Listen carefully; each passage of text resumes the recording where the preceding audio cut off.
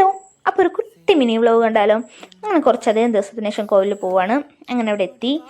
അപ്പോൾ തിരിച്ചു വരാൻ നേരത്ത് കടയിൽ നിന്നും ദോശ വാങ്ങിക്കൊണ്ടുവന്നത്. അപ്പോൾ ദോശയും ചമ്മന്തിയും രസവടയും അതിൻ്റെ കൂടെ ഒരു ഉഴുന്നുവടയും ഉണ്ടായിരുന്നു. അതൊക്കെ കഴിച്ചു. പിന്നെ നല്ലൊരു ചൂട് ചായയൊക്കെ കുടിച്ചു.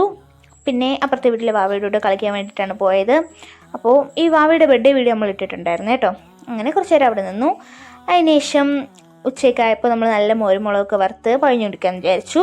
അപ്പോൾ ഇവിടെ പഴഞ്ഞി എന്നാണ് പറയാറ്, ചിലത്ത് പഴങ്കഞ്ഞി എന്ന് പറയാൻ ഞാൻ കേട്ടിട്ടുണ്ട്.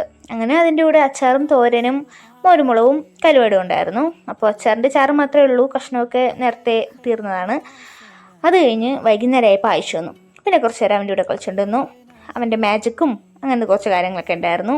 പിന്നെ പിണങ്ങിയിരിക്കുന്നതാണോ അതോ എന്തോ ആലോചിക്കണമെന്നോ അറിഞ്ഞുകൂടാ. പിന്നെ കുറച്ച് നേരം നോക്കിയപ്പോൾ അവനെ കാണാതായി. പിന്നെ കുറേ കഴിഞ്ഞപ്പോൾ വീണ്ടും പ്രത്യക്ഷപ്പെട്ടു. അങ്ങനെ കുറച്ച് നേരം നിന്നു.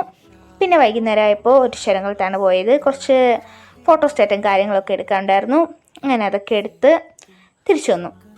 നമ്മൾ വരാൻ നേരത്തെ ഏകദേശം ഇരുട്ടാറായിട്ടുണ്ടായിരുന്നു കേട്ടോ. അങ്ങനെ വീട്ടിൽ എത്തി.